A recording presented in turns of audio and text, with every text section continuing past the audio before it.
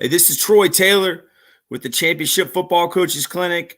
If I'm having any technical difficulties, if I could get somebody to put a comment on YouTube or Facebook, because this is a very, very important night. You know, I'm so blessed to have Coach Bobby Bentley come on the Championship Football Coaches Clinic podcast, sponsored by Rack Coach. Coach Bentley, I've only met you one time, but Shane Reynolds, he coached at ODU when I think Schuler went there, and you came by the school when you were in town, when you were at South Carolina. And I always admired your program at Byrnes. So, Coach, for the people that don't know, could you introduce yourself and just tell us a little bit about where you're from? Because we just want to talk about your football life today. I appreciate it, Troy. Thank you for having me on, man. I remember meeting you, and I know Shane and those guys have just been awesome. And, you know, ODU is great for Schuler and our family. You know, you think about all the experiences that football has done for us, and so many journeys and so many travels. So it's been awesome. But I'm from South Carolina. I was born and raised in Duncan, South Carolina, which is what people know as Byrnes High School. I went to Byrnes, and that'll come back in just a moment with who influenced me the most. It was my high school coach, Bo Korn, but it started with his wife. His wife was my third grade teacher, and he would come over across the street, which to the elementary school where his wife was a teacher, and he would come play kickball with us and come to recess. So I wanted to be Bo Korn. I wanted to be the next Bo Korn at Byrnes High School, and that's kind of was my goal from third grade on, and that's what I did. I went to Presbyterian College on a football scholarship, and played a little football and baseball down there, and then came back and became an assistant baseball and football coach at Byrnes. From Byrnes went on to be the head coach at Presbyterian College for 2 years. After that, I was an analyst at the University of Auburn for 2 years under Gus Malzahn. And then I was fortunate to go to University of South Carolina, so I was able to get back in the state system with Coach Will Muschamp with the Gamecocks at USC, and was there for 5 years, and then went 2 years to the University of South Florida, and living in Tampa now, and that's kind of where the journey's taken us. And we just recently had a coach from Clearwater Academy, and he was talking about your son. So your son, did they play against those guys? They did, and Clearwater Academy, those guys, man, do a phenomenal job. Watching them from, you know, I recruited his school, Jesse's school, and they have a lot of great players. Any college coaching ever wants to be in recruiting area, we go to Clearwater Academy. They have a lot of good football players. I mean, to the point where I think everybody that he's got as a starter was a D1 scholarship football player. I mean, they were very good. And if they were underclassmen, you'll see that they're getting offers now. So anyway, they got a good football team. Jesse does a good job. And yes, Brooks played at Byrnes High School, and they played Clearwater at Byrnes, and it was a great game. They did a great job. Yeah, so when those guys came on, I know my friend, he lives in St. Pete. He coached at Lakewood for a few years when they had Isaiah Wynn and the Twins, the Griffins that went on to play in the NFL. And, man, there's so much talent down there. But that is such a small world that, you know, you're a coach from Duncan, South Carolina, and, you know, these guys that are from Tampa, you know, I say Tampa Bay, that are from Tampa or Clearwater, they know your son and you know them. So it's just it just shows how small of a world it is and how many connections there are, Coach. They are, exactly. Just like going back to recruit you and your school, and then you know, when you said you wanted me to come on, you come across paths with people and you're impressed with them, and it's just what the game does for us. And you know, it goes all the way back to when I was in college. My DB coach, I had moved to defensive back my junior and senior year, and Coach Jeff Burke was my DB coach. Well, really, he's a major factor in my career, because I told him I was going to coach, and he said, well, you need to go work in the Furman quarterback receiver camp. Well, lo and behold, he made me write a letter to Jimmy Satterfield, who was actually his coach at, when he was playing at Furman. That same staff, man, it's like a pedigree of no other. And Coach Jimmy Satterfield wrote me a letter back, Troy, and offered me my first, quote, football job. I was a counselor at the Furman University. I guess you could say Jimmy Satterfield football camp, and that was in 1988. So, I've been coaching quarterbacks and receivers for a long time because of that camp. I was actually, able to get involved. That was actually in 87. That was my sophomore year of college. So it's amazing the influence that coaches have. It really is a powerful thing when you sit down and think about it. We sit here and try to do a lot of X and O's, but really, Troy, it's not. It's about the relationships that this game brings us. And that's why you and I are on this together. No doubt, Coach. So, I talked to Shane Reynolds tonight. I wanted to come on, Coach, but he said he'd just be watching. But we said we won't go talk about X's and O's, but he wanted to know about your quarterbacks and your receivers and how were they so good, and about that offense, Coach, that you ran at Byrnes. Like he said, he said, when Schuler got there, he goes, they were already running all hitch with a quarterback draw RPO. And I was like, well, Rich Rod did that, man. Like, I don't know, 2004, but it was ahead of the game of most high schools. So where does that all come from, Coach? Honestly, it just started back when I was playing high school, or when I was playing football.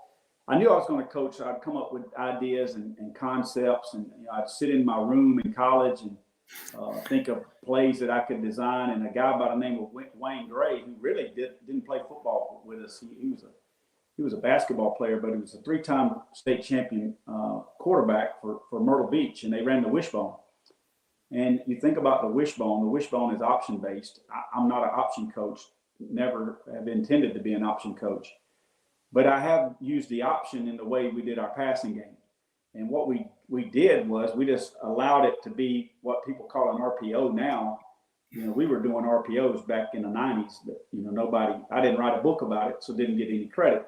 And I don't mean that facetiously. I'm being serious. We were doing RPOs in the early 90s, mid 90s. And what we would do was run empty, hitch. And if it was covered, you ran the ball. I mean, it's very, very simple. And everybody's running the line screens now, with the tight end or receiver coming in motion, running the screen back to the other side and running that as an RPO. Well, a guy by the name of Brad Glenn, who's a quarterback coach now at Virginia Tech, we were doing that in 99 and 2000, 2001. And we were just basically, what we did, we had little meetings and we talked about, it's really a naked. And what people don't realize now, you run, it's like people think it's a zone read, but we just wouldn't block the end. So just think of the running back inside car to your right. You're running zone to the left. Everybody on the whole team's running zone left, except the receivers are running naked to the right. So you got the tight end on a divide flat, which is that line screen, and then you have the other receiver on an over route. And we just read the defensive end. If the end squeezed, you pulled it on a naked and hit the flat route. If not, you just handed the run off. And we were doing that, way before everybody got credit for RPOs and started writing books about it. But it was exactly what you said, where we just simply gave them an option. And, when Schuler came along, it was an advanced system because he had done it through youth league. So he was already, instead of running smash, I'm getting way ahead of ourselves, but we'll come back. No, Coach, this thing's going to go where it has a life of itself, Coach. Okay, well, like an outside receiver, the number one receiver would run a hitch. Yes, sir. The number two receiver would run a corner, like traditional, smash. Well, when Schuler got involved, that group that when he started coming around, he had ran smash so much that if the safety was off the hash, we just ran a bender. And this is literally how we read it, and it became what we call POCO, a post corner read. So we never ran smash anymore. We just let he and his receivers read it. If I called POCO, they just knew to read smash or the corner, or the bender. And we started doing that with a lot of our routes, and it just became a part of our system. And then we threw a couple wrinkles in with the run game, and that was our offense. Yeah, that's exactly what Shane said. How many runs did you have, Coach? I mean, we're right on X's and O's now. I mean, how many runs did you really have? It really varied, Troy. Obviously, I forgot you had Marcus Lattimore, Coach. Yeah, and yeah, I mean, this is a good point, especially if any young coaches are listening, because I interviewed for an offensive coordinator job recently, and he said, "Well, Coach, I know all you're going to do is throw the ball," and I've got that reputation, but if you think about it, when we won state championships and when we were good at South Carolina, or even at USF, if we were good, we were able to run the ball. Good teams run the football, and we scored a lot of points throwing the ball, and we did a lot of yards throwing the ball, Troy. But when we won football games, if I really wanted to beat you, we were going to demoralize you with the run game, and that's what I think gets lost in the shuffle. Because if I was calling it tomorrow, if you and I came to call it the LC Bird tomorrow, we're gonna open up with the throw. We're gonna pass. We're gonna throw the ball. I mean, Coach, go ahead. We're gonna win. You're reading my mind, because I mean, last night when I was talking to on the phone with Shane before I went to the Mexican restaurant, I said, "Well, I'm going to ask Coach Bentley if he was to take a high school job today, what would be the first thing he'd put in?" That's like day question. One, this is the first time. I mean, you're no meeting, nothing, Coach. You're on the field with the guys. I mean, you're probably going to meet with them first, but what are you going to put in first? From a passing game standpoint, I'm probably going to put in a quick game where the field side has slants, like double slants to the field. Yeah, coming in. Yep. And a lot of people used to say he's running double ends. If you want to call it that, that's fine. But the inside receiver would be on the ball. The outside receiver would be off the ball. So therefore, you get the proper spacing with a -2 split with the inside receiver, and the outside receiver have a -2 split on the number. And run and the quarterback you're not going to leave that side. You're going to take the double slants. Okay. Well, if the slants are taken away, if you don't feel good about it, then we'll run basically what people would say snag to the boundary, where the outside receiver would run a replace on the vapor trail of the number 2 receiver, and the number 2 receiver would run poco. He would actually run corner post, and I would free release my back to the flat. So I had 5-man protected, and I would put that play in first. So snag would be first, because I mean that's ODU ran that, and that's how they ran snag. Was they ran snag to the boundary, just like you said. I don't know if they pocoed it, but I mean that's like Mouse Davis's offense. Pretty much your backyard football. You're going where they're not.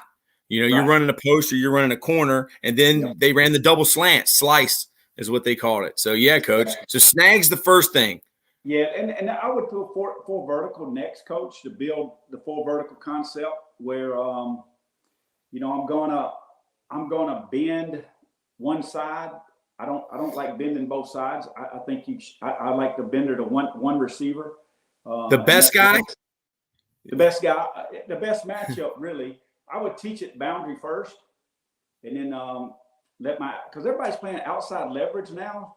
So it's hard to get that thing to the boundary, trying to get the seam ball. So when I do a seam now against all this outside leverage man, I want to push the guy outside 3 steps and try to dip and slip underneath him, so I can still get a vertical, seam over there, even though it may be one high.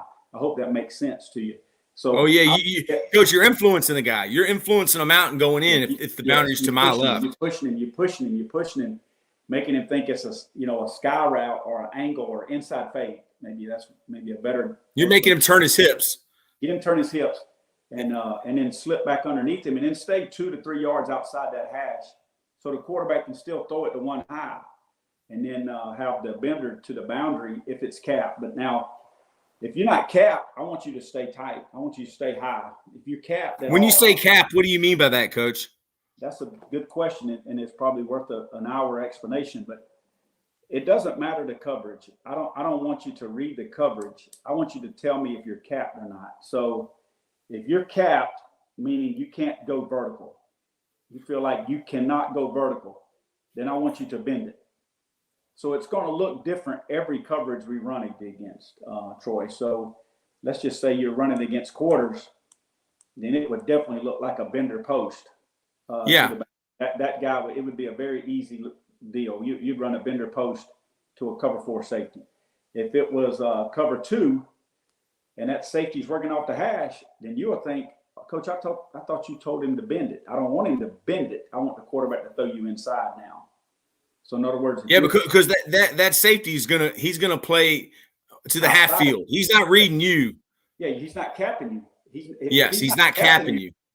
Stay vertical. That's why I don't care about the reading the full field reads anymore, because so many defensive coaches, you work for Will Muschamp, you don't want to get your quarterback into full field reading things. I would rather them read that one defender that's over them, and I think we can make a living off that, and the quarterback can still complete 70% of his balls like he has in our system since we started. And it's all and coach, the thing is, if that full vertical is bad, then now you can check it down to your running back, if you haven't got a 6-man pressure, because it will be a 6-man route, 6-man protection, so we can get our running back on the under route on the linebacker. When you say under route, is he just like running a circle, like in front of the backers, or what's an under route to you? If it's zone, he's going to sit right in front of the linebacker, about 3 yards deep, just sit down right in front of him, and the quarterback could just throw it to him like a hitch. If it's any type of man or any type of match, then he's going to break opposite of the leverage of the defender. Okay, so if he sees the defender, let's say he's got 2 backers, and the backer on the right's playing him, and he feels like the rat backer's on the left, and we're still going to break away from the rat backer. We're still going to break out. And if it's man-to-man, he's going to beat him with a true under route, what would be, on paper, 5 yards, stick him, and then break across his face. And when you're on your under route, you're sticking, like if I'm to the right of the quarterback, the sidecar I picked up on that. People are saying sidecar. If I'm on the sidecar to the right of the quarterback, my under is going to go to the left. Yes, exactly. Okay. If it's man-to-man. If it's man-to-man. But now that's why, it helps them to understand rat coverage and, man-free coverage, because we don't want to break to the rat defender. We want to break away, because now the way people play man-free, they're going to carry the inside receiver, okay? So you can break out, and there's no flat defender there. There's nobody taking him. And the linebacker, will be over the top of you, and you can break underneath him. What about the now screens, like the look, what I call uncoverage, coach, the look past the 1, the look past the 2, the look past the 3, a swing to the running back. I mean, is that installed, or is that just part of the run game, like run pass options? You can tell you got Virginia influence. We played Oscar Smith, and coach, y'all walk the dogs on them, coach. We ran a lot of now screens again back before they were popular. And we ran a bunch of now screens against Oscar Smith in that game due to the coverage that we were getting. And, I think it's built off how you practice it, Troy. I've struggled with now screens in college because I feel like we just didn't practice them enough. I think sometimes as coaches, you just think they're so easy. You should just be better. You should be good at screens. Yeah. It's the first thing we throw, man. We throw a look pass to the number 1 receiver. And, dude, if you can't complete a look, man, you're going to have a hard time throwing the ball. And I mean, that's just – everybody thinks it's just should be easy. Well, you just said that's the first thing you do. So, therefore, you're good at it because you practice it first instead of just saying in the middle of the season, say, oh, let's run now screens. Well, I just don't think that's the way to go about it. I think you got to have a screen period from day 1. I think you got to have a screen period in spring ball because it helps the defense. Because I think to run now screens and any type of perimeter screen against the scout team is almost useless. I think it needs to be against the first team defense, and against that way you still creating the scene that you want, but it's against a defender that's coming up. Because as a wideout coach, it's easy to go block the scout team and go block a bag. That's easy. It's almost pointless. that's good for teaching purposes to teach them on who to block. But to actually go against a screen period, you do a 5-minute, 6-minute screen period in your spring game and in your spring practices, roll it on into your fall camp practices. I promise you, you're going to be good at this perimeter screen game. But don't do it the other way. Don't say, "Oh, we're pretty good at it. Let's skip out screen period today." All of a sudden, you look at the schedule and that period's gone. Well, don't complain mid-season when you're struggling in the screen game, because that's why you got to block your screens every single day in the spring and every single day in fall camp. And I think you'll be very good at the now screens. But to answer your question, how we did them, we got it from a guy. I can't take credit for it. A guy by the name of Matt Beam up in Shelby, North Carolina. And we just did it based off a 1, 2, or 3. So if you were going to throw the now screen to the one receiver, it was just called Uno, and you just knew the number 2 and number 3 receiver were going to block the first and second threats. Yeah, this is very simple. I mean, you think we're mad rocket scientists here. If we were in trips and we called deuce, then now the number 2 receiver is going to get the now screen, and the outside receiver, the number 1 and the number 3 receivers will block 1 and 2. And you can also have a 22 call to that, Troy. Those 2 receivers can make a 22 call and double team the first threat. And that's probably one of the best things we did. And I completely stole that from Matt Beam. And he's no longer coaching now. He's selling furniture, but he's a pretty good ball coach. Somebody needs to hire him. I still can't believe he's not in coaching, but he's as good at the perimeter screens as I've ever been around. And he's a high school football coach in Shelby, North Carolina, but he's really good. And then obviously if you throw it to the third guy, we were not as good at bubbles because I don't like the way bubbles are ran, because the nickel defender, who, I played that position in college, you get coached to outflank that guy, that number 2 receiver. So I always felt like you were running a bubble into a guy that's trying to play contain. So what I'd rather do is throw a now screen to him, block the first and second threats, and then let him get vertical. I hope I'm making sense to you without it. Yeah, Coach, you're throwing an uncovered to number 3. I mean, yeah. When I say uncovered, he's taking 1 big, 2 little. 1 big, 2 little. Oh, so he's actually going down the field. Yeah, man. Because I just feel like if you try to bubble it, if you're trying to block me and I'm the nickel defender, I'm gonna go outside. Every DB coach in America blows that thing up, and you're still trying to run a bubble outside of him. I never understood that. I'm not as good at that.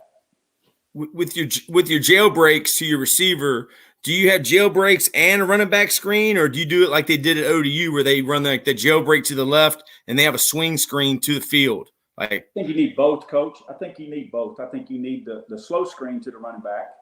I think you. So is that the classic screen, like the NFL screen, where they go up and then out, or like a middle screen? I think it's just a classic, what you saw Georgia make famous. You know what I mean? Just up and then to the flat. Slow screen, reading the guard. Turn around.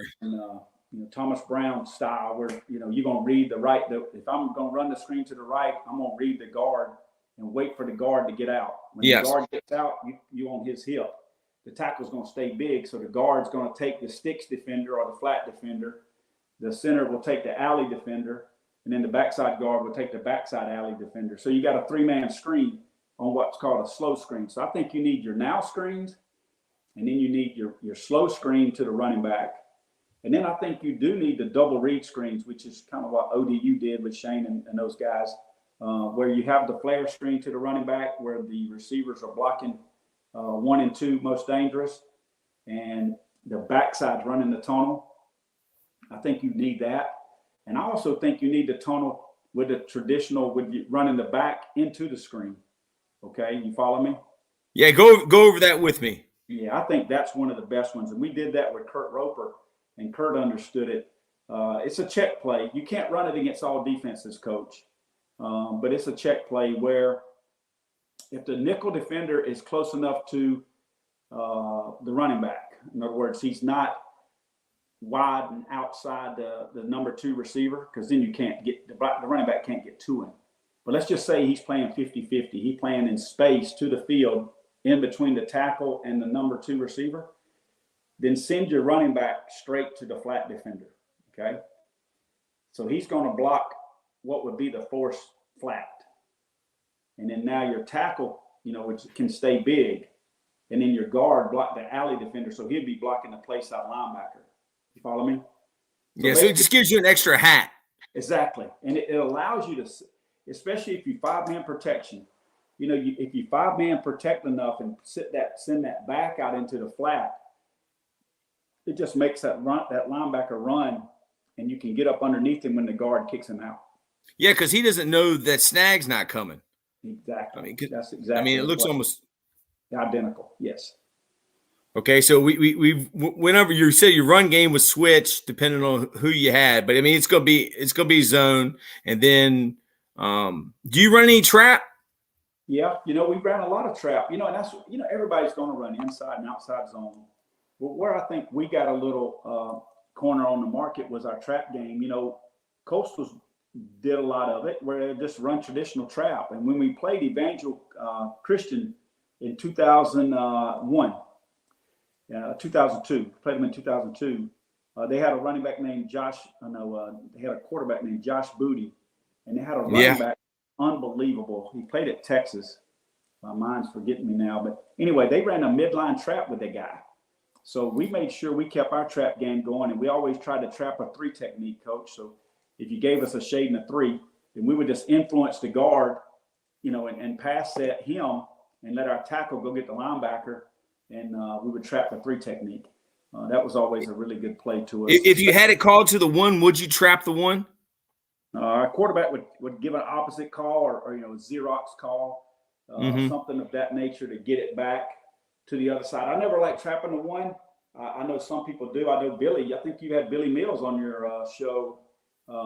Billy, I think he traps a shade. We do too. Because I used to be a wing T guy, and you'd have to make a gap call. If you call to a 1 technique and you're gonna not trap them, you got to make a gap call. Now it becomes a long trap. Now the running back's got to make a hard cut. Whereas if you just hit it right up the middle, the center back on the 3. Yes, sir. 3. And then what did the guard do that had the 1? He just went over the top of the shade. Yes, sir. He had first backer inside, so he'd probably end up blocking that. If it's a 4-2, he'd probably end up blocking that backer on the backside. And the play side tackle would have that backer on the inside if it's a 4-2. When people try to put their hands on the guard and how did you get? Was he ever a G? You know what I mean? Like I always felt like a G. Oh, coach, yeah, coach. This ain't South Carolina, and most times these guys, they're just getting up the field, man. Okay. Gotcha. People really ain't playing like great technique. You're not playing against Will Muschamp's defense. Okay. This guy's running, man. So I liked it to a 3. Yeah, and if you got 2 2s now, I loved it when we played against teams with 2 2s. I felt like that was really good when we could influence and just X block it there. That was always a good play.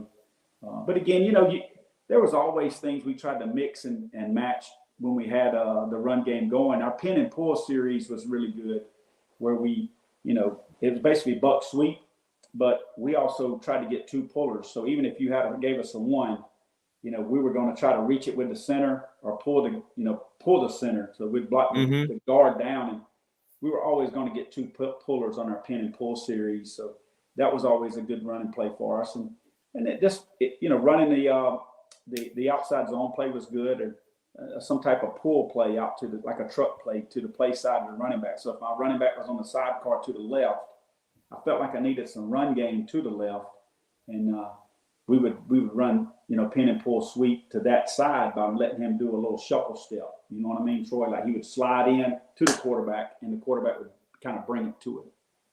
Okay. Because I always felt like we needed some run game to the side of the running back. Oh yeah. Yeah, definitely, coach. Because that's what everybody does. Is everybody looks to see what side that running back's on, and then they say, "Oh, they're not going to run the ball over that way unless the quarterback pulls it." Exactly. Your drop back game, you said you ran snag. What else is in your drop back game? I would say, obviously, we're going to live off full vertical, but a little trick off of a full vertical would be, the full verticals with comebacks. I just think that's a nice little addition where the quarterback feels like if they anytime we get any type of carry by the inside defender, we just run comebacks to the outside. And that was really good at USF. That's probably one of our better passes to be able to run full vertical with a comeback to the boundary. That was really good. I know your buddy ODU, they were really good at that with Heineke and back in the day. Really good at that play. Does the number 2 receiver still stay on the seam? Yeah, it doesn't no difference for him. The 2 inside receivers, it's full vertical to them. It's no different. It's just the outside guys are running the comeback, especially. And I didn't care to throw the field comeback. I just did it to the boundary. And he was 15 yards. And we've done the comeback both ways. We run it with an inside turn and a bare butt turn. We've done both. I think it depends on how good the receiver is. Like Xavier Weaver, the kid we had this year at South Florida, he was all conference. There's a reason why he's all conference. It's not because of his coaching. It's because he's a good player. So, he could bare butt it and he could, break it down and stick step it. So I think you can do both. I think, Coach, the thing I would do in my drop back game now, I would get 6 of them, is I would split the defense. And I think, Charlie Weiss and Trickett both do a good job with this. The 2 guys I worked with most recently, where you're just going to run, curl flat to one side and then maybe run hitch inside fade to the other side. So basically you can take an alert against man coverage and then run a zone coverage play to the other side. I hope I'm making sense to you. So yeah, you're gonna run curl flat. So it's the traditional, 12-yard curl, like the Steve Spurrier, and then a flat route by number 2, and then basically slot fade on the other side. To the other side, or I say that, or any type of feel where you feel like you can beat man coverage, whether it might be a rub of some sort. Just I would put 6 of those in, and I would have those 6 ready, regardless of the coverage. So that way my quarterback can feel like, we get behind. We have a situation before halftime. We have a situation where we need to score. We're not making up a new passing game. I feel like sometimes guys want to have a passing game for the week. And I think sometimes that's where we get in trouble. I think we go back to our 7-on-7 days. Our guys knew what we were running before we walked onto the field. They knew it, and it was. So what's the running back do on that? Does he go to the curl flat side and like hold the inside linebacker on like a circle? You can, yes, or you can do it several ways where the inside receiver can be over the ball, like old Hank. You remember this old Hank curl from the 49ers, 25 years ago. Just run him on an OTB and put the back in the flat. Just change it up. Oh yeah, just switch them. Just they're switching responsibilities, just like when Jimbo Fisher coached at LSU. It's the shallow cross. I mean, there's exactly. It's just one guy's got it. Somebody's got a curl. Somebody's got a cross. Somebody's got a flat. It doesn't matter whether it's 1, 2, or 3 that runs the curl, or 2 runs a curl, 1 runs a cross. Yeah, he knows. I'm gonna take my man side. I'm gonna take it.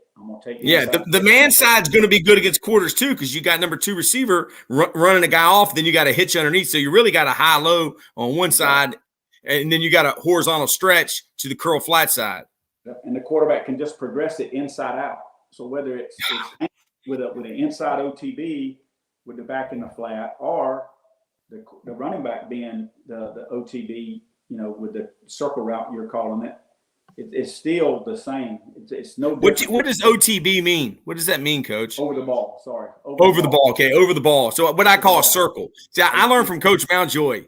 And Coach Mountjoy, he's all hitch, cut the field in half, outside in. He's slant flat, cut the field in half, inside out, slants the flat. He's 4 verticals, outside in, or if it's middle of the field closed, he's going to read off the safety. And then he's got smash. He's got smash, and he's got post out. It's mirrored both ways. The the weak side number 2's got a flat route on his post out. It's different. And then he's got the out and out turn. He reads it outside in.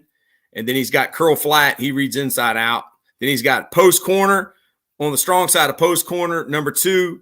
In the middle of the field, the running back's got a flat check release. And then over here, it's a post corner with the weak side. The weak side number 2's got a flat.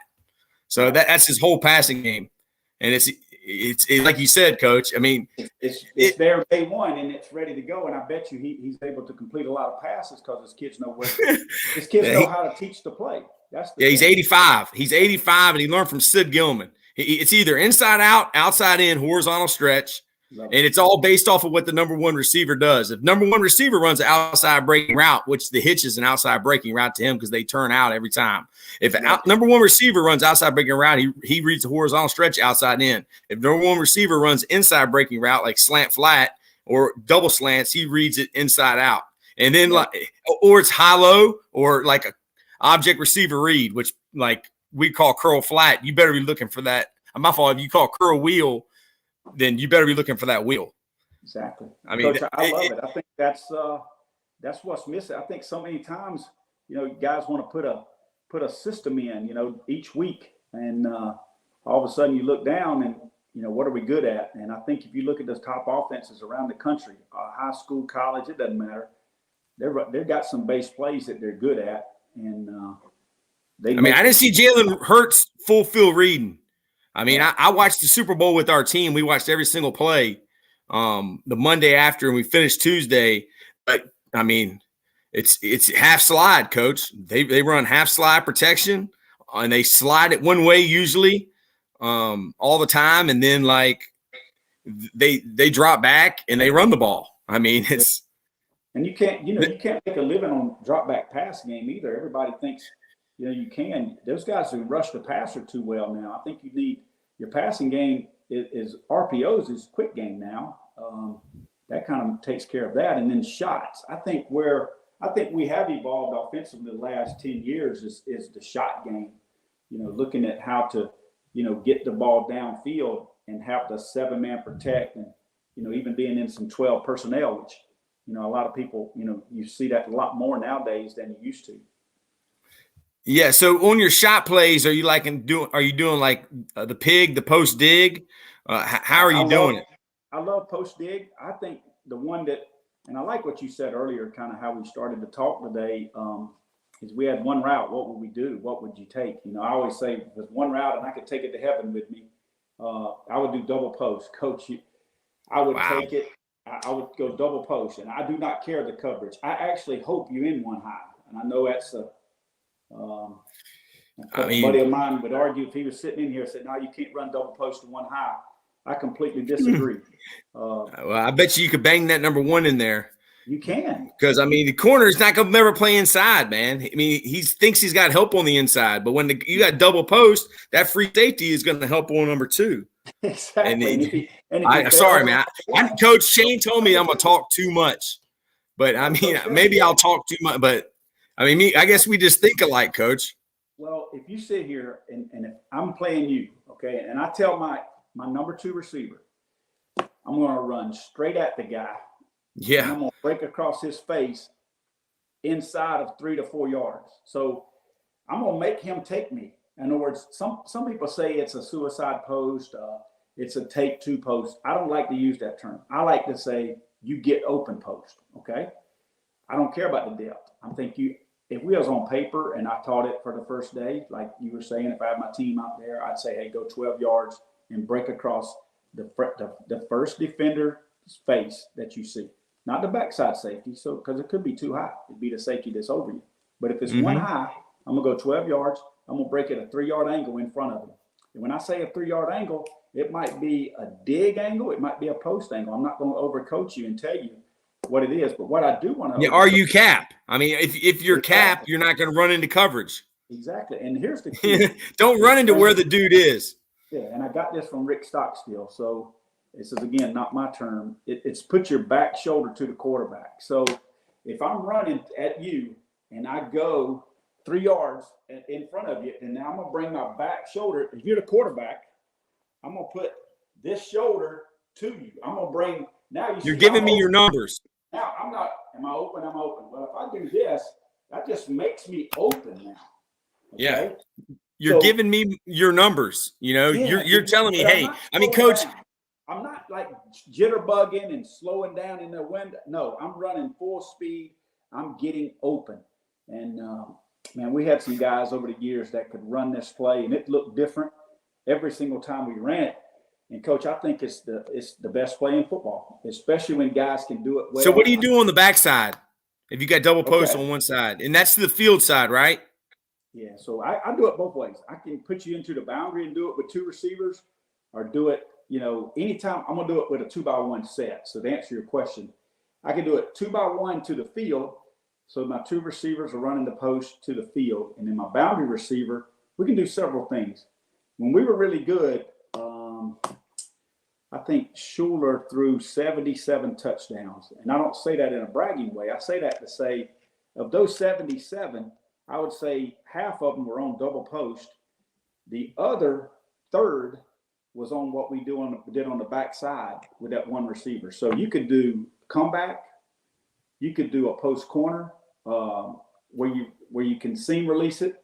So if it's, let's say it's cover 4, you know, you can seam release that, push up to the safety and break out, and then put somebody in the flat, which it could be the tight end or the running back. Okay, and if you do that, now you got a true full field read, which I know we just sat here and said we're not going to do a lot of those, but you got to remember the way the quarterback's going to read double post, it's not a full field read. He's going to come off. It's going to be double post to check down, or he's going to say, the double post is too. He's not going to like it pre-snap. On the double post, is he going inside post, outside post? Yes, inside post, outside post, back. Period. Inside post. Yeah, outside and post. So pretty much you got a deep horizontal stretch on the post, and you got a vertical stretch with the post corner and the flat on the opposite. Yeah, because if he wanted to work the post corner side, he would go inside post to the post corner. He wouldn't go inside post, outside post, back to the no, we're not going to do that. We're going to do inside post to the back side. We're not. Yeah, it's just like in Smash. It's just like in Smash when you put number 3 receiver down the middle of the field, or you put your running back down the middle of the field first. Look down the middle of the field, then you work high-low. Exactly. That's exactly what you're going to do. And Coach, I like how you use this terminology, because I mean, like people want to have big long discussions with quarterbacks. Well, you're going from the X to the Y. Dude, I don't know what that is, and I don't know how you coach that. Like, what's the read? Inside out, outside in, high low. Dudes that do that, they're not. Yeah, like you don't have a lot of time, man. No, these guys are coming to get you, man. They're coming to get you. So that's the right terminology: outside in, inside out, high low, or you're telling them where to throw it. Yeah, you got to be fast. You can't give up sacks. You want to make your offensive line coach, mad. Give up a bunch of sacks by trying to throw the ball, too vertical or too far down the field and giving up holding the ball with 2 gathers. I don't believe in that. I think you should hitch, and it should be out every single time. I don't care what the read is. You look at all the good quarterbacks, they're hitch, getting the ball out. Or they're making a play with their legs, but they're not sitting back there holding the ball forever. And I just think about all the quarterback coaches and the good schemes, Major Applewhites and, coaching Jake and Andy Ludwig and all these guys that have been around my kids, my sons, Mike Bobos. Those guys, man, they're not sitting back there telling the quarterback to hold the ball. And it's just not happening. I don't think that's – Coach, I want to ask you something about the quarterback's drop. And something I keep seeing, and I asked Tom McDaniel, Josh McDaniel's dad, about this, and he started talking about Tom Brady's feet under the center, about which guard was pulling what foot would go back, and then he got a phone call from Josh McDaniels, and he goes, "Oh, I got to take this. This is Josh." So I was like, maybe he's talking too much. But, like, in the gun, to me, it used to be like – a 5-step drop is like a 3-step drop in the gun. So if I'm a right-handed quarterback, I would take a step back with my right, cross over with my left in front, then take a step with my right. But I see Tom Brady and Aaron Rodgers, and I asked Coach McDaniels about this, is these right-handed guys, they're putting their right foot back, and they're taking their left foot and putting it behind, and then they're taking their right foot and then put it back. And to me, that's like they're making it a two-step drop. Have you seen this technique? No, Coach, you must have been at my training session in Sarasota today.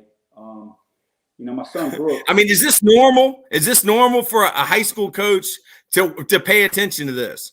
Yeah, it's a very good question. It's worth a lot of good discussion. Okay. For the 30 years I've coached, this is my 33rd year. For 32 years, I have never heard what I just coached today. Okay. And what I'm coaching today is what my son's doing at Wingate. And wow. He signed with Wingate. And I'm asking you about it. Ain't that something? Yeah, it is. And let me tell you, Jake did this same drop at Utah. So with the punch step. So we can go over it. And so what is it called, Coach? It's a punch. So if your right foot's back, you've got your right foot back. I need my board here, but if my right foot's back, give me the picture. It takes a while, Coach, because I'm teaching my son that, and he's a sixth grader. I really like it. I'll be honest with you. I'm sold on it. I mean, it's totally against what we believe, Coach, but it makes sense. With three-step drop, it makes a lot of sense. Now, the rhythm, the quick game, we can get into that too, but let's do the big three. It's what they call a big three, and I'm in the gun. Okay, so my right foot's back. They teach punch step with the left. So what we do, we take a little 4-inch, what we call punch step with the left foot. So that's the first step. What me and you know as a first step. That's a first step. He drops. Yeah, but isn't that much difference than what Steve Young did at Brigham Young so long ago when he backs up? Because you're really keeping the quarterback's shoulders square to the line of scrimmage. You are, and a lot of these guys like the Wingate coach, and he played quarterback at at Washington State. Luke Falk is his name, and he's a great young coach, and he's got Brooks down. I mean, Brooks has done it for 2 weeks now, and he looks like a pro at it today. And I could send you some videos when we get off to help you see it, but. It's that punch step with the left, and then now you reach with the right. So there's your depth. So that's what me and you know as that first step with the right foot. That's really it's just their second step. You got to remember the left. The left is the punch. That's one. The right punch back, cross, what we'd say is a reach step is number 2. And then there's no crossover. If you watch, those guys don't cross over. It's a shuffle. Yes. So what I was calling was a behind step. Really, is just taking a step back with your left foot, just like Steve Young did at Brigham Young. That's it. Is that what the punch step is? That's it. It's just literally a punch step. And Jake, is a coach at North Alabama now, and he's teaching it. Schuler's teaching it. He's the quarterback coach at Charleston Southern. So here it is. Their dad would think this was voodoo. It would be what we call a false step. It's not. I saw Tom Brady doing it, and I saw Aaron Rodgers doing it. So I was like, "That's a false step." George Bobo, who taught me how to throw, Bill Napier, Billy Napier's dad. These guys would go crazy. They would say that's a false step. You can't do that. But you're actually taking a step out of it, man. I mean, that's why people don't play under the center. I mean, they don't even do 5-step drop in the NFL from under the center anymore. No, I mean. What I do like about it, Troy, to follow up on it, so the big three is the punch step with the left foot, reach step with the right, shuffle, and then gather. So that's the big three.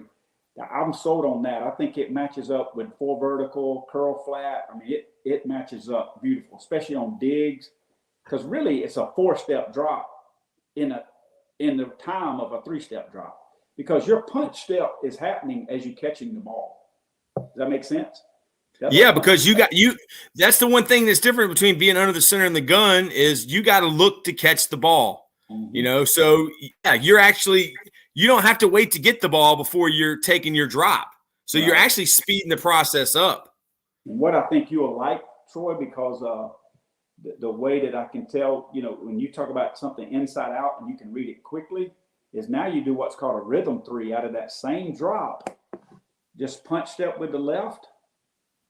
And drop back with the right, just punch with, so punch step with the left, reach step with the right, and then throw. So even on a hitch, like where we used to teach the catch throw, get my throwing, my shoulder pointed and my instep. Do I still take the punch step? And I promise you, I can give you video today with Brooks doing it. He's just as fast doing punch, what we say punch rock. Because the ball's moving. Because the ball's moving, and it's got more momentum because he's hitching in his throw. He's actually got more power. And the ball's getting there fast as it would be, because another kid that was training with us today, so this is good. A kid training with us today doesn't do that. So I told him, I said, you do what your coach does, and I'll coach you what your coach. So his coach taught, rocker step, like me and you've always done, just, rocker step. And throw. He was throwing it no faster than he was getting it out no faster than Brooks with the hitch. It's really interesting. It's a phenomenon that I think. Who started it? Is it Brady? I don't know. It's funny. I saw Aaron Rodgers doing it 2 years ago. Both of them. And I never realized that. I was like, that's just a freak doing something crazy. But you think about Brady and how he's, obviously been able to play the game at a long time. Something I would like to know, Coach, is when I saw Brady go to Tampa Bay when his first season at Tampa Bay, his feet changed. Yeah. Like they were different than they were in New England. He looked more like a college quarterback. Then by the end of the season, he looked like Brady again when he was back there in that gun. I mean, I don't want to talk too much, but there are quarterbacks that give away what the play is by how they put their feet. They don't line up their feet the same all the time. And I would like to know that, look at Brady when he first got to Tampa Bay. It was different than when he was at New England. Then by the end of the season, they won. I don't know. How many years did it take him to win the Super Bowl? Was it his first season? Yeah. Yeah, his first season he won, I think. I can't remember. But I can tell you. Somebody messed with his feet, or either he went back. I don't know. We'd have had this talk yesterday before I was out on the field with Brooks today. I would have said, I'm not sold on it. But you would have said, I don't know. Did you know about it? I had seen it, obviously being a coach, and Kurt Roper, who was with us at South Carolina, and he coached a punch step. He actually coached Jake with a punch step back in 2017 when Roper was with us, and Roper's a heck of a quarterback coach. He coached a punch step. That was the first time I ever heard about it. I honestly put it in my brain and didn't really use it until now that it's come up again with Brooks, and I like it. I really do. I think it's. I think it's got some merit. I am too. I'm sold. I got a senior quarterback that, I tried to teach it to him, but he's just so ingrained, Coach, with what he's been doing for so long. Maybe a younger guy, but I think. Yeah, like my son. I think you'll like it. I really do. Oh yeah, I believe it, Coach. But the last 2 days, Coach, I have been on the phone with Jim McNally on FaceTime, getting Jim McNally to set up a Twitter. I mean, wow. Coach. He set up a Twitter. He went from 2 followers to over 500 followers in a day. And he's coming on the podcast tomorrow at 3, Coach. Oh, wow. Jim McNally. I texted him the other night when I texted you. I was just going through my phone. And I think Shane was like, well, text Big Bob. And I was like, okay. And then he's like, text Bobby Bentley. Nobody wants to hear. Yeah, I said, text Bobby Bentley. And I was like, yeah, I texted you. And I was like, yeah, Bobby Bentley said he's coming. And then I text Jim McNally. Okay. Then the next day, okay. So then I was like, I'm just going to call him. So I got his phone number somehow. I guess it was at a clinic. And I called him. And, he said, well, I don't understand this. He goes, what is this? Is this Zoom? What? And I said, this is StreamYard, Coach. He goes, this looks nice. Could I have a podcast? And I was like, Coach, you should have a podcast. And I was like, Coach, we're coming on. We're going to do it on Monday at 3. And he goes, well, how is anybody going to know that I'm going to be on this? And I said, well, Coach, do you have Twitter? He goes, yes.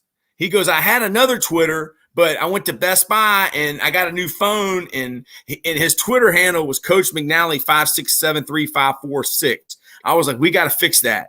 And he didn't have a picture. So it took me an hour, Coach. I told him, I said, anybody can coach Anthony Munoz. Yeah. I was like, but this is the best job of coaching I've ever done. It took me an hour to put 2 profile pics on Jim McNally's Twitter on FaceTime looking at it and to change his name to Coach McNally OL, and he's coming on, and I was like, Coach, you got to get on Twitter, and you got 26,000 followers. And he's like, well, how is anybody going to know? I was like, Coach, your name is Jim McNally. He's like, you don't have to patronize me. I was like, yeah. I bought all his VHS tapes. Make sure I got to listen to him tomorrow. That's awesome. That is awesome, Coach. I mean, he said, I got all this film on my phone. He's got clips, and he's got, I guess he videos it, and then, he videos it, then talk. And he's like, is there a website? I mean, how does Tony Franklin do it on Huddle? I mean, is there a website where he can have a podcast of just the people that pay? Or should they pay him? And then we just have like a private Zoom with the people like Tony Franklin did? I don't know, but there would be a bunch of people interested. I can tell you that. He's awesome. I mean, yeah. He said, Coach, he goes, well, if there's 23,000, like I got Texas high school football chat guy, Chris Fisher, 23,000 followers. He's coming on too, and he's bringing all those Texas guys. And he said, well, if I got 20,000 people, he's like, what if I just charge people $5? $5 and I do a 2-hour clinic. I was $5, Coach. I mean, Coach, we're gonna have a good time tomorrow because he's going through it all. He's going through his whole career. He played for Buddy Ryan. Yeah. Did you know that? Oh yeah. Yeah, I've done my research on it. I mean, I bought his Coach. Series, 14 VHS tape series, all his zone steps and bucket steps and covered and uncovered. I mean, it's awesome. Yeah, I said, well, Coach, do you have a website where people can buy stuff? And he goes, yeah, it's on Coach Tube, but all that stuff's old. You know, he's always innovative, man. You know, I guess if it's from last year or 2 years, it's old now, man. He wants something new. So, man, I mean, dude, that's what I've been doing is on the phone with Jim McNally and now talking to you about the punch step and talking to you about your passing game. And you came up here and Coach, like you've coached on every level. And, you know, so the saying is high school coaches want to go to college guys want to go to the NFL, and NFL guys, they just want to coach and go back to high school. Like, how is that true? I don't know. I think for me personally, what happened was, you know, as I said earlier when I started the podcast, was as a third grader, I wanted to be a high school head coach. I wanted to be Bo Coin. And, you know, my baseball coach at the time was a guy named Fred Coin. So I wanted to be those guys. I wanted to be that high school coach. I had no intentions of being a college coach. Zero, none. But what happened was we started having a lot of success. So with a lot of success came a lot of, I guess you could say, expectation. And, you know, we were 50, I think we were 55-2. And, you know, I had to get a police escort to get off the field. And we had won 4 state championships. Where, Rock Hill? Is at Gaffney, seriously, right south of Rock Hill. Funny you say that. So we were at Gaffney, and we got beat. And like I said, second loss in 5 years. And I had to get a police escort. Parents are going crazy. Fans are, you know, whatever. It is what it is. So, you know, you look back and you think again, and you think, man, you know, we lost my last high school game. We lost in the upper state championship, and it was like the world had ended. You know, like what in the world's going on when we went in the upper state championship.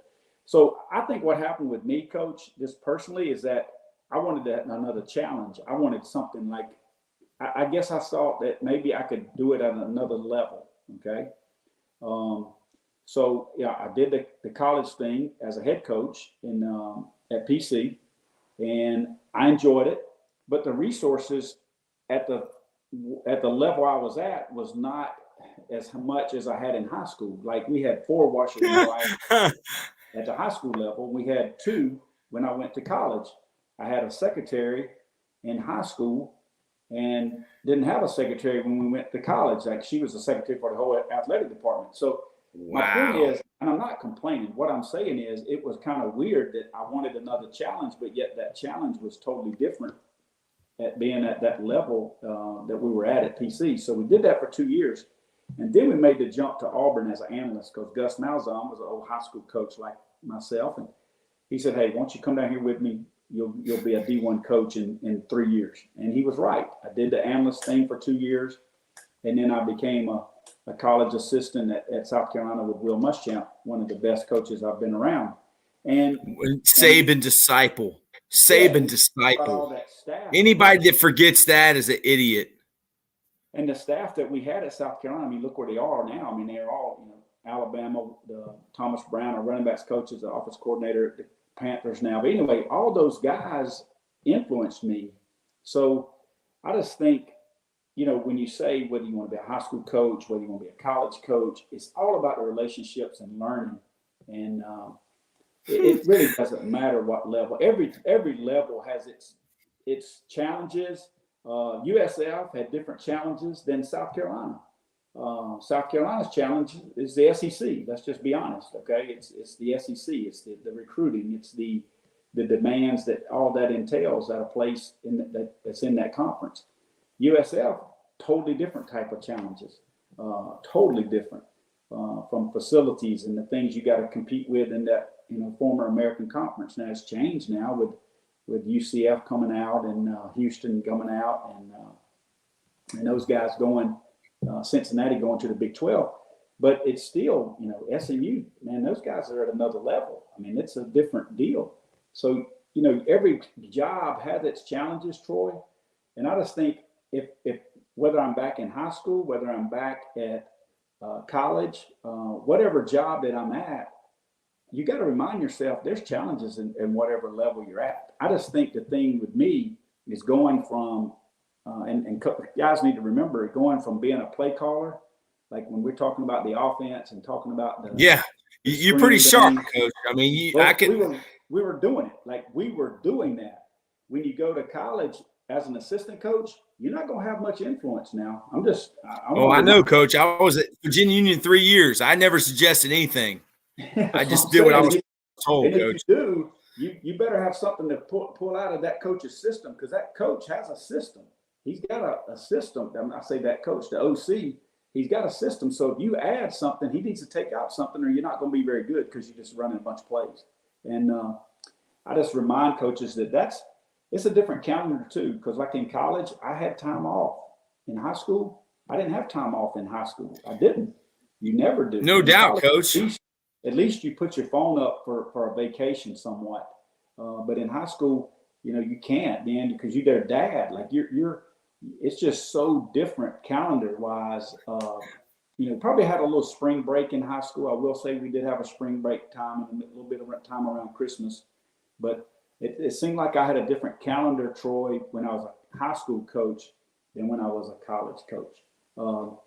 But there's goods and negatives to both. I mean, everybody's got their challenges and everybody's got their issues. When I was in high school, we was a one-horse town too. I think that's something that's different.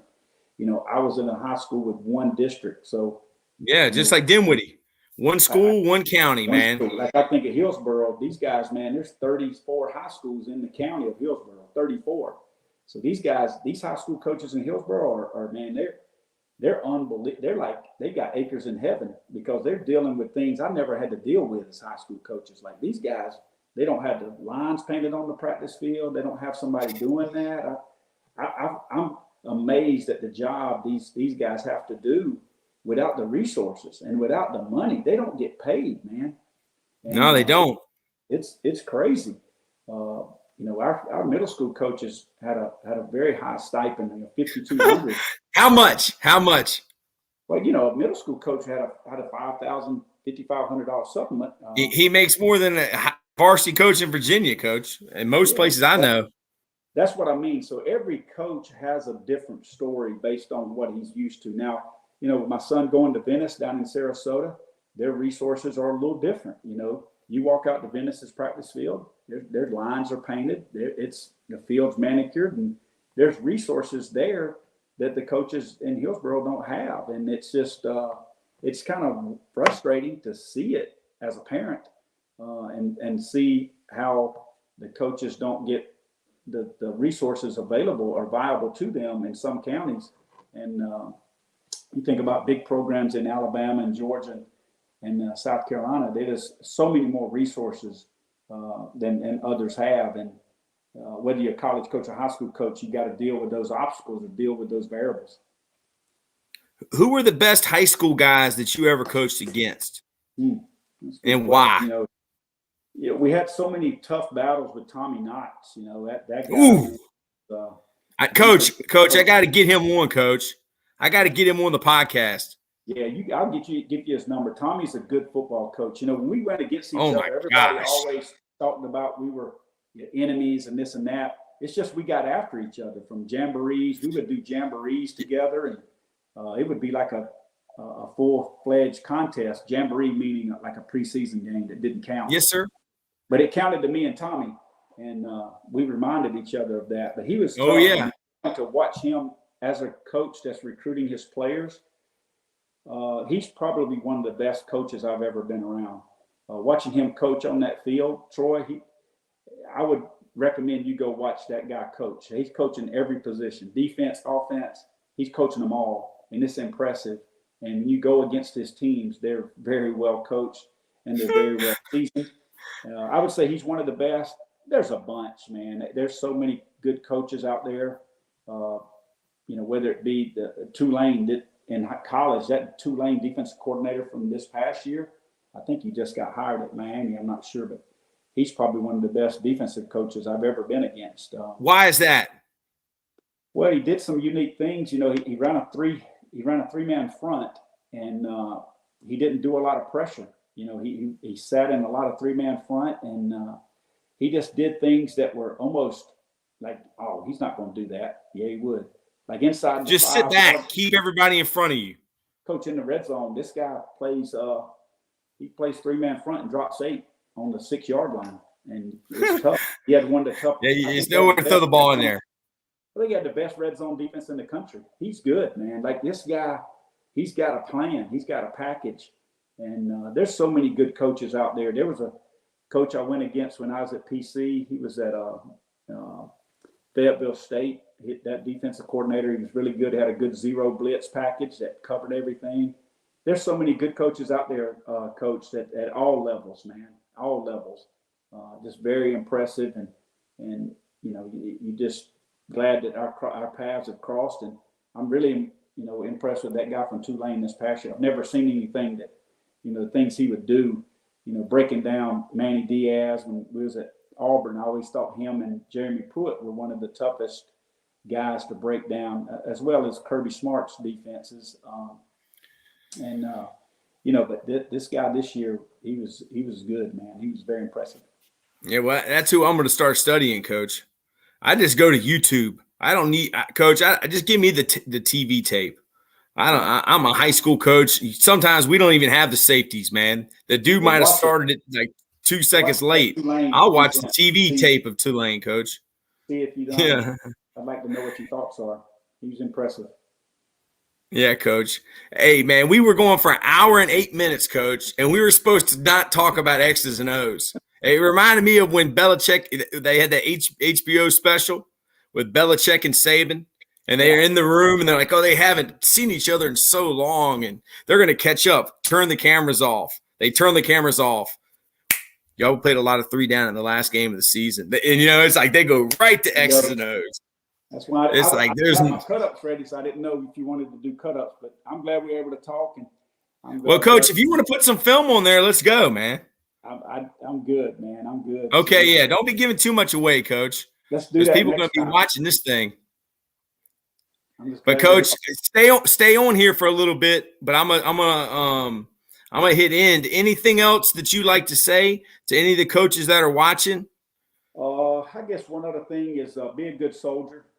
If you're a young coach, I was an assistant coach my first 5 years, and then got the head coaching job, and 12 guys off of that staff are head coaches now. And I think if you just remind yourself to be a good soldier and get with a program that the head coach is going to help you, you can accomplish all your goals, because that's what we did with our guys. We invested in one another, and now there's 12 coaches across 3 states that are head coaches off that that staff we had at Byrnes, and it was because of our success, obviously. I get that. I understand that. But I also think it was more because we invested in each other, and it wasn't a personal battle ego-wise when somebody asked, hey, man, why are you running cover 3 on 3rd and 18? Or, like sometimes, man, in college, if you ask that question, them guys, they might not speak to you for a couple of weeks because they don't want to get the, you know what I mean? It's just tough in college sometimes when guys, getting their questions asked, answered, and, with recruiting, why did you recruit that guy? Well, don't want to give specifics, don't want to give away their secrets, I guess you can say, but just always be a good soldier, man. I think anybody that's ever worked with me or worked alongside of me, I think they'd see that, man, he's a good soldier. He's going to do his job. And I think if you do that, I think you won't burn out of the profession. And I think you'll enjoy being around people that they will invest in you. And in turn, you will invest in them. And I think right now there's over 30 players and or coaches from our system that are coaches now. From Willie Korn, who's at Liberty, to is he related to your coach, Willie Korn? It's for different spelling, but they're not related. But obviously, from Byrnes, and just you think about all the players that you coach, and now they're in coaching. And I think if the young coaches out there are listening, that I hope I can just remind them of that. Just be a good soldier. Do what the head coach tells you to do. Do what the coordinator tells you to do. When it gets to be your turn, do it your way. But at the time where you're at right now, you just do what he says and make that guy be the best he can be. Kind of prop that head coach up, prop the coordinator up, prop him up. And it's going to prop you up. No doubt. I mean, it's going to happen. My dad used to say, Troy, you got to learn to take orders before you can give them. 100%. And he was a DI, man. He was a drill sergeant at Paris Island. So, and I think so many young coaches now want to do it their way, because so much more information is out there now, Troy, than there used to be. Like, we had the Jim McNally tapes.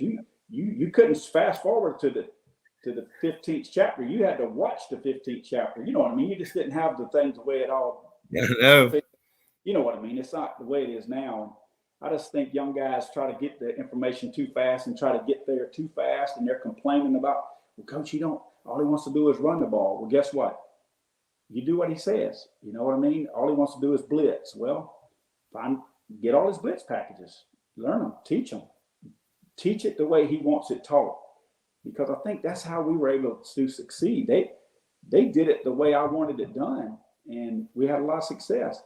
We wanted to do it the way Will Muschamp wanted to do it. We wanted to do it the way Gus Malzahn wanted to do it. We did it the way Jeff Scott wanted to do it. You just do it the way they tell you to do it. And then when it's your turn, you get your chance. You do it. All right, Coach, we got a comment here from my buddy that lives down in St. Pete. You got to see this guy's backyard, Coach. I mean, he lives in $1 million home. Awesome job, Coach. I had Clearwater Academy International coach Chinchar said your son Brooks was a beast and super tough. Yeah, my buddy Kyle he knew that he was on here, Kyle. Coach does his research, and he knows all about Clearwater Academy. Coach, they recruit other countries. Yeah, I think I just saw a tweet from Jesse. He got a kid from Europe, and is going to come down and play. They've got players all over the place, man, and they're very well coached and very well schooled, and it's amazing what he does with the resources he has there too. By the way, he's got some limitations, but boy, he makes some things happen at that place, and it's impressive. It's a very impressive thing, and I'm glad he said what he said for Brooks.